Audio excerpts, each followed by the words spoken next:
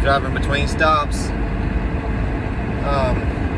So when I started the vending business, like I said, I had no intentions of getting into vending business. God kind of changed the direction of my life, and after the big fire of '06, I had a retina detachment, and after trying so hard to stay on with firefighting and with the forestry, God saw fit to push me in a different direction, which He sees a bigger plan than I do. So we had, like I said, we had Bland Farms in 2001 when me and Mandy were dating, and we were literally filling machines back and forth from Sam's Club. We were running to and from Sam's about every day. Then we decided to buy us a 4x6 trailer, and we run from a little single axle 4x6 trailer, going and getting drinks from the store, and then we figured out we had overweighted the little 4x6 trailer, and to get stuff out of our kitchen and make it more of an official type business, we invested in a U-Haul type trailer, a Hallmark trailer, 12 by, I think it was a 7 by 12, and double axle, and we worked out of it for quite a while, and we ended up later on putting an air conditioner on the top of it, which was pretty cheap from a camping site. You can mount those on pretty simple. Had about all of our inventory in that trailer, and so because we had one pretty decent account, we kind of went after some other accounts. We took a risk and put $12,000 worth of snack machines on a credit card, and we worked our butts off to pay that back that first onion season, and we did it. We paid those machines off in one onion season at one account, and with that one account, because we had all these snacks and stuff, it was, you got to move them. One account's hard to do when you're not moving all the snacks you buy in bulk. The dates are going bad. I got to looking at the honor box systems and literally ordered some fold up honor boxes off the internet with a little cardboard cutout, drop your money in thing, and we had them at like lawnmower shops and saw shops and little quick lube shops around town. Nothing real big, but nothing we thought we was going to end up losing a bunch of money on if somebody walked away with it. Just a few bags of chips of this and that, about, I don't know, 7 or 8 different items of chips and some few scattered out candies in these honor boxes. And of course, I was always shopping for a decent used snack machine or a drink machine somewhere online, and I had a second spring, probably 2002, we had placed 4 more onion farms, and of course onion farms are seasonal, so we didn't have anything other than seasonal accounts at this time. But I did make a mistake that probably a lot of you guys have made if you're just starting out, trying to save money. But I avoided a big mistake too. I made a mistake, but I avoided a mistake, even larger mistake. That larger mistake would have been if I had got sucked into one of these get rich quick, get into vending business, we'll place your machines, pay us $3,000 for a little old combo machine that's probably not worth $300. It's made out of plastic with plastic turn dials and stuff like that, and they're gonna coach you into there's this market for small vending and you're gonna make all this money back. And I avoided that by the grace of God, I guess you could say, and I ran into a guy who I'm gonna say used the word scammed, and bought a bunch of those machines and never made his money back by placing them in small places like where I had those honor boxes. You can't invest a $3,000 machine in a place that's doing less than $15 a week or even every 2 weeks. You just can't do it. Those machines, I ran into a guy who had a storage facility as a bubblegum machines, and there was one drink machine in there, a full-size drink machine I wanted, and he had one full-size snack machine, but he had a whole storage facility full of those Antares machines, and basically he sold them to me for pennies on the dollar just so he could close out these 2 storage facilities. And I really didn't want them, but I ended up taking them. And throughout the first few years, literally probably out of the 7 I got, probably all of them, but about 3 were probably tore up to the fact that, you know, you're not going to invest money in a machine like that. It's just not worth investing in. So my big advice on that would be get some real decent equipment, like USI,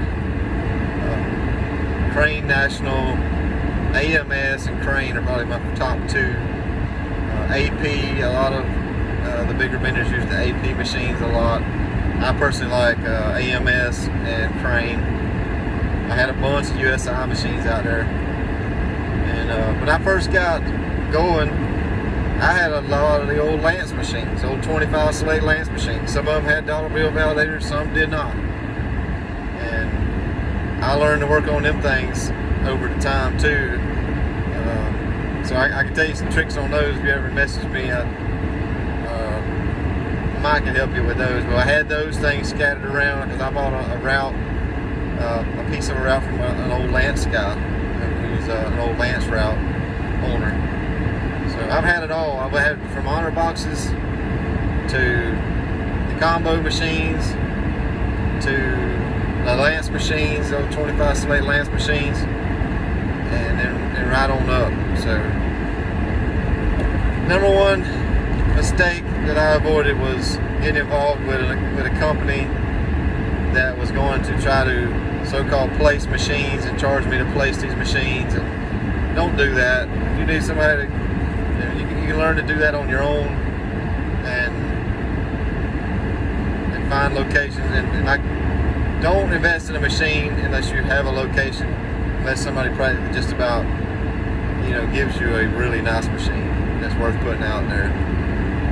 Some of these cheap machines just aren't worth messing with. They're going to be more of a hassle for you in the long run than it would have been if you had went ahead and bought a decent machine to begin with.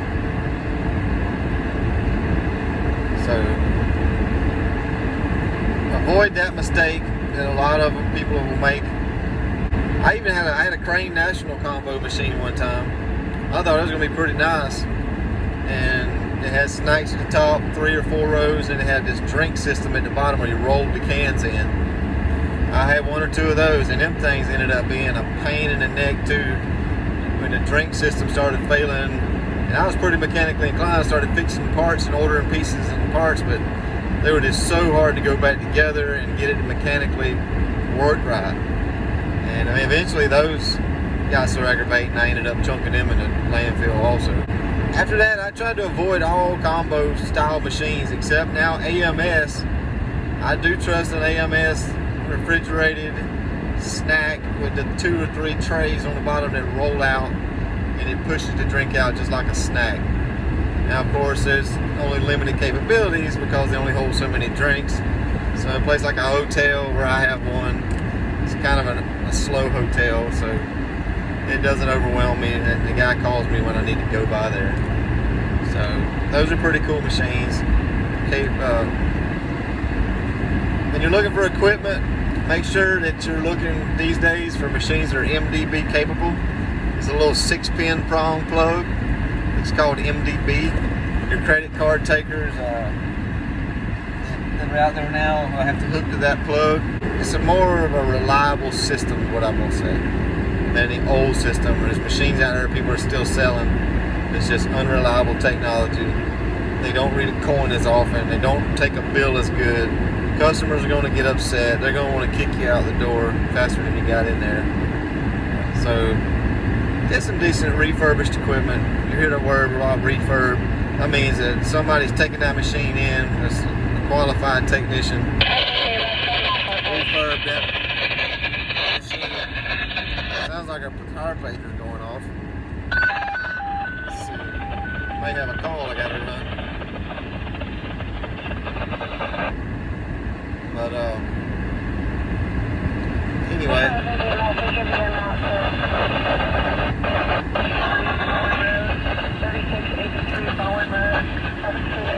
Female on female EMS. Sometimes we get called to assist EMS, first responder type calls. I'm a little bit too far to go to that call, so.